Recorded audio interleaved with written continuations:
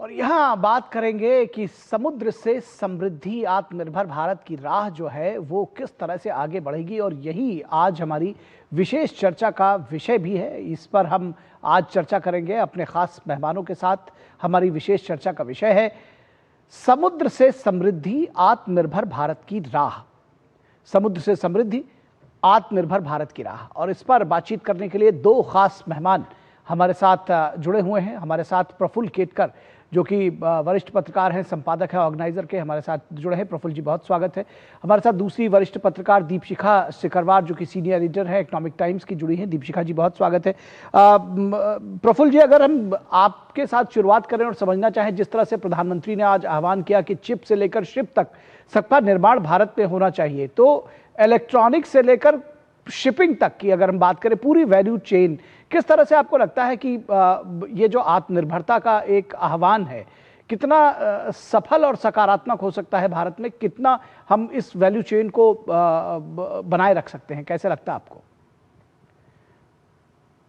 देखिए, हमको सबसे पहले तो ये समझना चाहिए, जब प्रधानमंत्री जी ने आज जो योजना का एक तरीके से शुभारंभ किया है, समुद्र से समृद्धि का, विश्व में कोई भी महाशक्ति बनी है तो उसमें मैरीटाइम का बहुत बड़ा रोल रहा है। चाहे आप पोर्तुगाल का देख लीजिए, चाहे आप ब्रिटेन का देख लीजिए, बाद में अमेरिका देख लीजिए।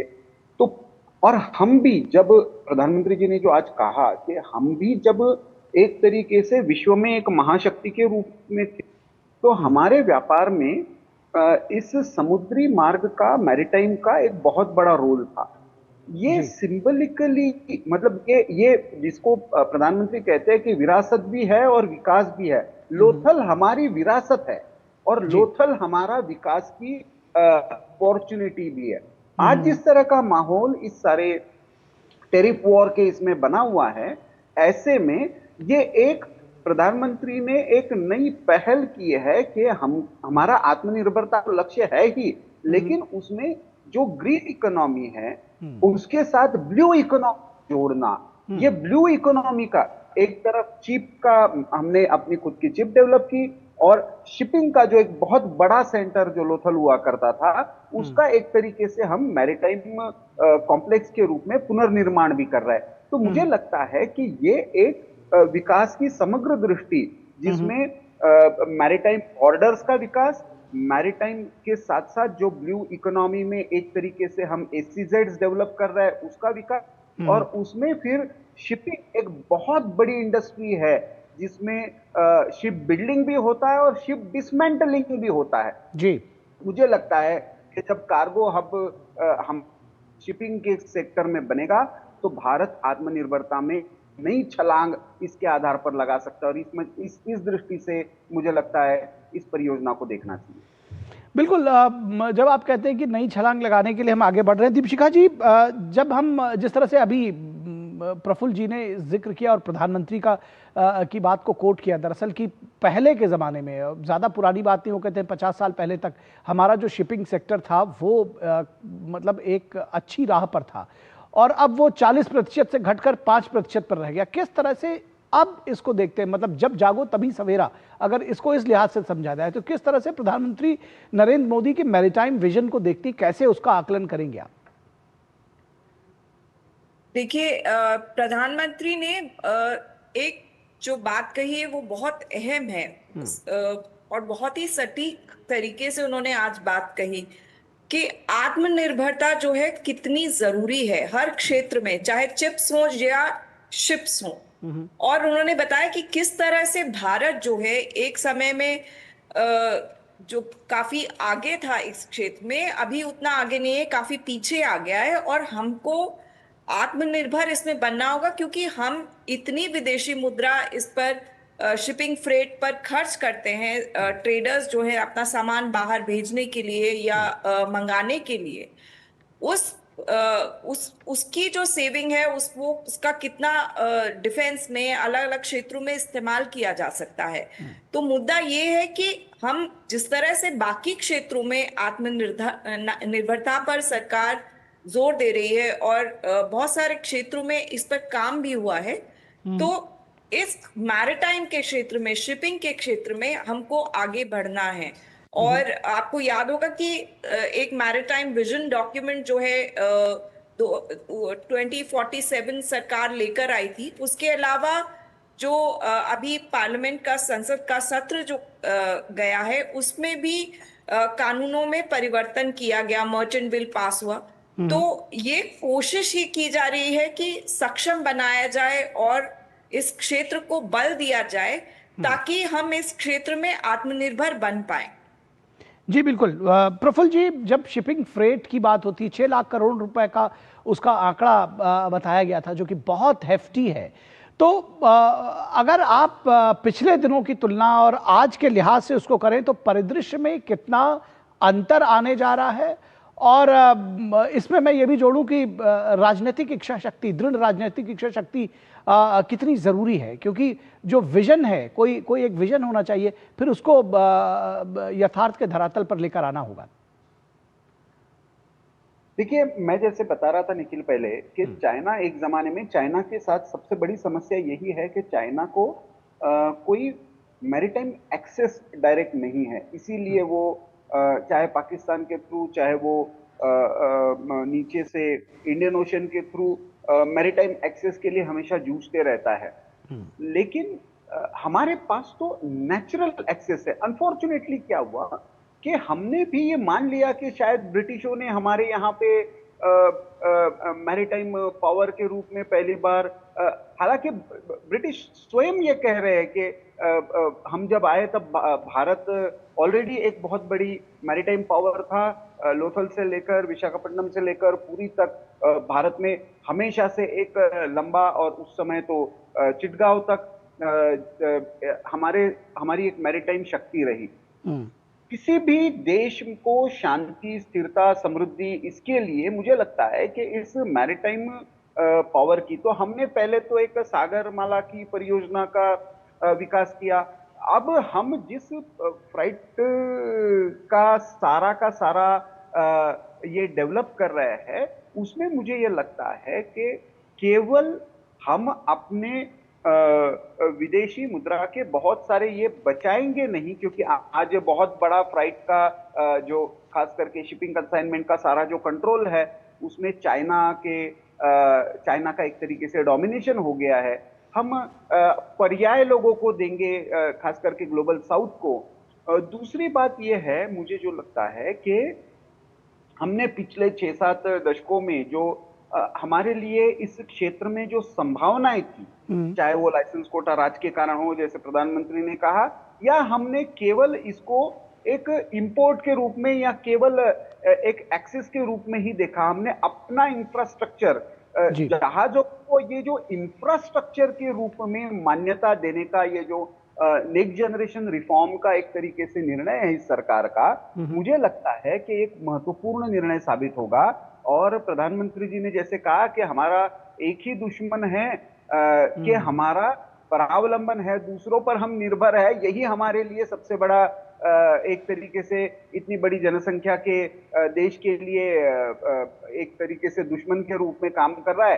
तो आत्मनिर्भर बनना यही इस दुश्मन के साथ लड़ने का सीधा सीधा मार्ग है। नहीं तो कभी कोई ऑयल के नाम पर, कोई H1 वीजा के नाम पर हमको दबाने का प्रयास करेगा। हमारे मूल्य कितने भी अच्छे हो, हम कितनी भी विश्वमंदिरता की बात करें, वो बात खरी खरी तभी सुनी जाएगी जब आप प्रमुख विषयों के बारे में अपने आप में आत्मनिर्भर हो। जहाज क्षेत्र को इंफ्रास्ट्रक्चर के रूप में मान्यता मिलना उस दिशा में एक महत्वपूर्ण कदम है। बिल्कुल दीपशिखा जी, इसी बात को और आगे बढ़ाते हैं। जब हम नेक्स्ट जनरेशन रिफॉर्म्स की बात करते हैं, पोर्ट सेक्टर में इंफ्रास्ट्रक्चर का दर्जा मिलना, क्या चेंजेस आने जा रहे हैं? क्या कुछ इससे फर्क पड़ेगा? जो न्यू जनरेशन रिफॉर्म्स की बात कर रहे हैं, क्या है वो, और कितना कितना फर्क पड़ने जा रहा है? जी बिल्कुल। शिपिंग में अगर आप देखें, इस क्षेत्र के लिए बहुत सारे मेजर्स लिए गए, जैसा कि मैंने पहले भी कहा। अब जो है लार्ज शिप्स इंफ्रास्ट्रक्चर का दर्जा दिया गया है। ये एक इस क्षेत्र के लिए बहुत बड़ी एक डिमांड थी, प्राइवेट निजी क्षेत्र के तरफ से बहुत डिमांड आ रही थी।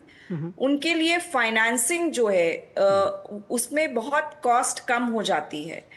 बहुत सारी जगहों पर जब इंफ्रास्ट्रक्चर का दर्जा मिल जाता है तो आपके लिए चीजों बहुत जो बैंक्स हैं या बड़े बड़े जो इंफ्रास्ट्रक्चर के जो जो लेंडिंग करते हैं इस क्षेत्र के लिए, वो आपको आसान दरों पर आपको ब्याज दे सकते हैं। इंफ्रास्ट्रक्चर स्टेटस के बाद फॉरेन फंड्स भी आप इस क्षेत्र में बहुत आसानी से आ सकते हैं। जी। तो इस क्षेत्र को ये सरकार की तरफ से और ये एम्फसिस किया जा रहा है, ये एम्फसाइज किया जा रहा है कि ये क्षेत्र देश के लिए कितना अहम है और इसमें हमें सक्षम होना कितना जरूरी है। और इसके लिए सरकार जो है पॉलिसीज बना रही है, कानून में परिवर्तन किया है सरकार ने। एक विजन डॉक्यूमेंट आया हुआ है 2047 का, उसके तहत बहुत सारी बदलाव किए जा रहे हैं निवेश के लिए, इंफ्रास्ट्रक्चर के लिए, कोस्टल शिपिंग के लिए।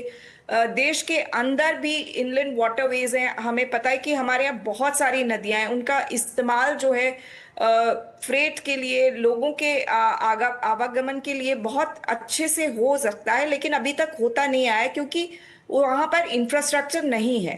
तो मैरिटाइम विजन के तहत ये सब किया जाएगा। शिप बिल्डिंग की तरफ हम कदम आगे बढ़ा रहे हैं। तो उसमें ये जो दर्जा मिला है शिपिंग को, उसका बहुत फायदा रहेगा। उसके अलावा जो नेक्स्ट जनरेशन रिफॉर्म्स की बात हो रही है, उसके तहत काफी काम किया जा रहा है देश में कि पॉलिसीज, ईज ऑफ लिविंग और ईज ऑफ डूइंग बिजनेस जो है उद्योग जगत के लिए भी और आम आदमी के लिए भी उसकी जिंदगी कितनी आसान बनाई जा सके, क्या क्या हम कर सकते हैं, कहाँ कहाँ हम डीरेगुलेट कर सकते हैं, प्रोसेसेस को कितना हम सिंप्लीफाई कर सकते हैं, इसके तहत काम किया जा रहा है। जी मैम, एक चीज और समझना चाहेंगे मैम कि ये जो गुजरात का मॉडल है, क्या ये दूसरे राज्यों में भी उसी तरह से उसी तर्ज पर उसको कॉपी किया जा सकेगा, वहां भी लागू किया जा सकेगा, ऐसे भी समझना चाहिए? जी बिल्कुल। ये वहां पर जो भी सरकार ने किया है कि देखिए, गुजरात एक कोस्टल स्टेट है जहां पर एक बहुत बड़ी कोस्ट लाइन है जिसकी बहुत अहमियत है हमारे देश के एक्सपोर्ट सेक्टर के लिए, ट्रेड सेक्टर के लिए, क्योंकि वहां पे जो पोर्ट्स हैं वहां से बहुत काम होता है। तो ये आगे भी जो हमारी इतनी बड़ी कोस्ट लाइन है हमारे देश की, यही चीज बाकी राज्यों में भी हम कर सकते हैं। हमने देखा केरला में भी एक बहुत बड़ा पोर्ट आ रहा है जी। उसके अलावा हम निकोबार में नए पोर्ट की बात कर रहे हैं, ट्रांसशिपमेंट हब की बात कर रहे हैं। तो ये आत्मनिर्भर बनने की तरफ जो हम कदम उठा रहे हैं या इसके लिए जो एक ढांचा तैयार किया जा रहा है, उसमें बाकी राज्य और पूरे देश को शामिल किया जा रहा है कि पूरे देश का जो इंफ्रास्ट्रक्चर है, शिपिंग से, वाटरवेज से, कोस्टल शिपिंग से, और उसके अलावा भारत इस क्षेत्र में कितना आगे बढ़ सकता है। जी। क्योंकि अभी तक हमने देखा है कि हमारे देश की नहीं, और भी देशों की निर्भरता, एक देश जो है शिपिंग लाइंस और बहुत सारे जो है उस पे उनका काफी वो आगे निकल गए हैं। तो भारत इस दिशा में क्या कर सकता है, ये जो पूरा कार्यक्रम है उस दिशा में है आगे ले जाने के लिए। अच्छा प्रफुल्ल जी, दो बातें अगर मैं समझना चाहूँ। एक तो सीधे तौर पर जिस तरह से प्रधानमंत्री ने भी कहा कि जो कांग्रेस की सरकारें थी उन्होंने इस पर ध्यान नहीं दिया, जिसकी वजह से जो देखा गया ना कि फ्रेट कितना ज़्यादा कितना हेफ्टी अमाउंट जो है वो देना पड़ता था देश को। तो टाइम और मनी दोनों जो है समय के साथ हमने उसको लूज किया। क्या चैलेंजेस हमारे साथ सामने आगे आपको दिखाई दे रही हैं? क्योंकि जिसको कहते हैं ना, Rome was not built in a day, ये जरूर संकल्प है हमारा, लेकिन उसको पूरा करने के लिए चैलेंजेस भी है। बिल्कुल है। नहीं, क्या होता है ना कि जैसे ही हम अभी हमने देखिए बाहर जाकर भी कहीं पे पोर्ट डेवलपमेंट का ये किया, चाहे हम चाबार का कर रहे हैं या फिर हम इजराइल में भी हाइफा का, तो उसमें भी हमने ये कोई सरकार केवल पोर्ट डेवलपमेंट करती नहीं है। जब एक पोर्ट डेवलप होता है तो पोर्ट के साथ शिपिंग, शिपिंग के साथ वाटरवेज, वाटरवेज के साथ सारा का सारा फ्रेट, फिर उसके साथ उस ट्रेड को ले जाने वाली रोड की कनेक्टिविटी, उसके साथ साथ फिर कार्गो हैंडलिंग की फैसिलिटीज, कंटेनर बर्थ जो होते हैं वो, ये सारा बिजनेस मॉडल उसके साथ कनेक्ट करता है। तो इसमें प्राइवेट प्लेयर्स की बहुत बड़ी भूमिका होती है। अनफॉर्चुनेटली क्या हुआ है हमारे यहाँ पे, पहले तो कुछ किया नहीं, अभी कुछ होता है तो कुछ प्राइवेट प्लेयर्स को टारगेट करने का प्रयास होता है। आपने जैसे पूछा, मुझे जो संभावना दिख रही है, एक तरफ गुजरात का लोथल का मॉडल है, मुंबई में एक बहुत बड़ी संभावना इंटरनेशनल क्रूज टर्मिनल को लेकर है। प्रधानमंत्री जी उसका भी लोकार्पण करेंगे। उधर कोलकाता में श्यामा प्रसाद मुखर्जी पोर्ट जो है वो डेवलप हो रहा है कंटेनर टर्मिनल के रूप में।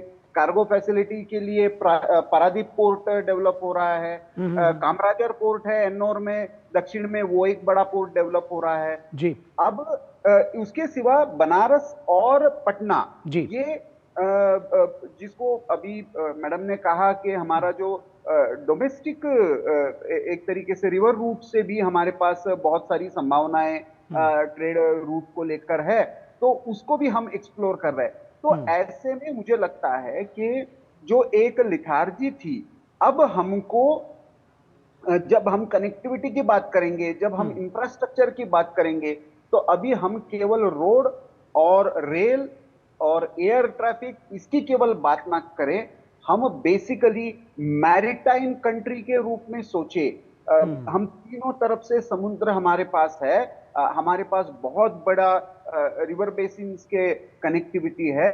ऐसे में इसको हम इफेक्टिवली, ये एनवायरमेंट फ्रेंडली भी है, चीपर भी है और हेवियर ट्रैफिक के लिए कन्वीनियंट भी है। तो इसलिए हमको, मुझे लगता है कि हम दिल्ली सेंट्रिक लैंडलॉक कंट्री के रूप में ना सोचे, एक मैरीटाइम कंट्री के रूप में सोचते हैं, तो इसके लिए बहुत सारी संभावनाएं बन सकती हैं। निश्चित तौर पर बहुत सारी संभावनाएं हैं और प्रधानमंत्री नरेंद्र मोदी का जो मैरीटाइम विजन है, समुद्र से समृद्धि, वो निश्चित तौर पर आत्मनिर्भर भारत के जरिए उसको हम सच बना सकेंगे, जिसको कहते हैं कि स्वावलंबन की एक झलक पर है न्यौछावर कुबेर का कोष। तो जाहिर तौर पर यह कोष भी हमारे ऊपर, हम भारतीयों पर जरूर न्यौछावर होगा। बहुत शुक्रिया इस तमाम बातचीत के लिए प्रफुल्ल जी आपका और दीपशिखा जी आपका हमारे साथ जुड़ने के लिए।